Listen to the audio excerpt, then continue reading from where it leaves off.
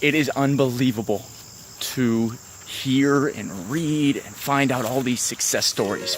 We're doing the Zero to Hero seminar, and one of the stories we're reviewing right now is the Arnold Schwarzenegger, how he came to be. So this video is all about how Arnold Schwarzenegger really got his big break. I think you're gonna like it, so check it out. As you know, guys, my name is Mike Fallett. I help entrepreneurs bring their stories to life in 30 days or less. I'm obsessed with true stories. That's why I created Zero to Hero, teach people how others became successful. And we had a lot of comedy and a lot of entertainment into it. And the number one name in action movies probably is Arnold Schwarzenegger. So how did he become successful? If you look back into his history, you'll find out he's been trying to be an actor since 1969, something like that. And he's been in bodybuilding competitions for years. That's how he really got his name. But what was the big movie that broke him out into the world? Terminator. Now you'd think, okay, Terminator, all right, so he worked his ass off and he just, you know, he was the go-to guy and everybody expected him, and all of a sudden he's this main character and everything fell into line. It's not how it went. And you're gonna find out these type of stories are with everyone who really broke free. James Cameron was the guy who was the writer of Terminator. He's the one that wrote the movie, he's the one that put it all together, he was the one that directed it. Now, for him to actually bring it to life is a hell of a story all on its own. But I'm not gonna share that whole story with you, but I'm gonna give you a brief synopsis. I think in the late 70s, maybe early 80s, he had a dream. And that dream was a man came back in time and he tried to kill him with these knives that are attached to his arms, and the guy just wouldn't die. The guy came back in time, he was just this unstoppable force, this machine. And so this machine just couldn't die. And so he woke up that night, and what made him think of that was he just saw the movie Halloween, John Carpenter, another incredible director and writer who I look up to. John Carpenter wrote a movie called Halloween. Now Halloween obviously is Michael Myers, and that's what made James Cameron, according to him, think of something like this in his dream. So this man with knives on his hands, who was a machine sent back in time, tried to kill him. He thought to himself, that's a great idea for a movie. I'll put this together. So he started writing it. And when he started writing it, he started taking it to places, and people were like, it's not a good idea. It sounds like shit. Don't put it out there. It doesn't sound like it's a movie worth watching. So he changed it up a little bit here and there, and he got rid of the guy with knives. Okay, and he took that guy with knives and put it in Terminator 2 eventually. What he did with the first movie was like, okay, let me just get an unstoppable force who's a machine sent back in time. Okay, we need an action star. Let's go to Sylvester Stallone. Sylvester Stallone turned it down. Mel Gibson turned it down. Now you'd think that they're taking on the role for the Terminator. It's not the case. They were looking for an action star for Reese. Reese is the main guy in the movie until everybody who knows the Terminator thinks of just the Terminator. One of the agents of James Cameron found a guy named Arnold Schwarzenegger. And James Cameron said, listen, I don't want this guy. We need a guy who play Reese. Okay, bring him in here. I'm gonna figure out ways to get him out of my office. He didn't want him. He saw him in previous films. There's a bunch of like shitty movies they did. One of the movies he actually made, it was like Conan the Barbarian. And he saw him, he goes, listen, this guy, he's not a good actor. Arnold Schwarzenegger gets a meeting with James Cameron for, I think, lunch or for dinner. Now, James Cameron is sitting there talking to Arnold, and Arnold Schwarzenegger is sort of a goofy son of a gun, he says.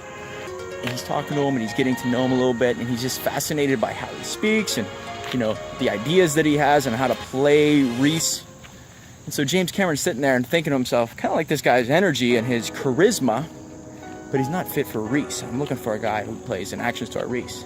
And so he started sketching on his notepad some pictures of Arnold, because he had the big jawline, he had this big build, and he started saying, hey, Arnold, just be quiet for a little bit. I'm gonna just kind of do some sketches right now. And Arnold didn't know what the hell was going on. He says, listen, you're not right for the part for Reese. You might be fit for the villain, the Terminator. Arnold Schwarzenegger, super excited, right? You think that that's like the biggest break, it's James Cameron? Well, two things. Number one, James Cameron was not known at the time. So Arnold Schwarzenegger was pissed. I don't even think I want this. James Cameron is not known. This could be a huge, failure. It could be a strike on my resume. Not many people are gonna look at me. I'm not gonna say too many lines in it. Why would I take this movie?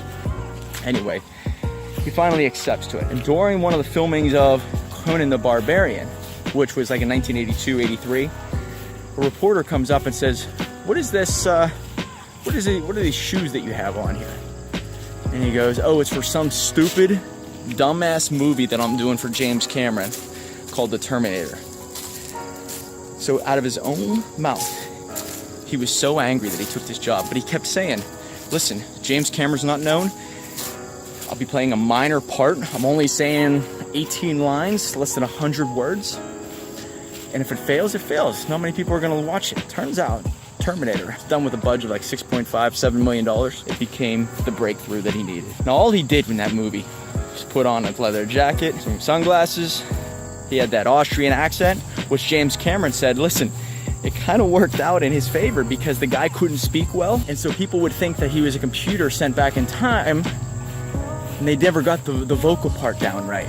So it makes sense that he couldn't speak super well. And so having less than 18 lines, 100 words, the only thing you ever remember from that movie is called I'll Be Back.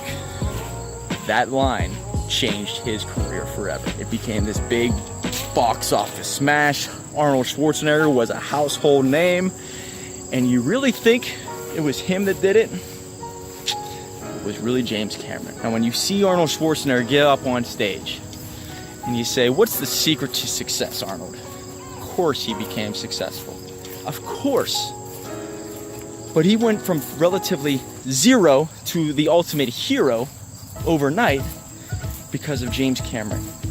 And James Cameron had that dream. And James Cameron put all the pieces together. There's a huge story behind how it all came to be. But he's the one that cast them. It all came together as sort of like almost like a mistake, and it became the breakthrough that Arnold needed to get to the next level.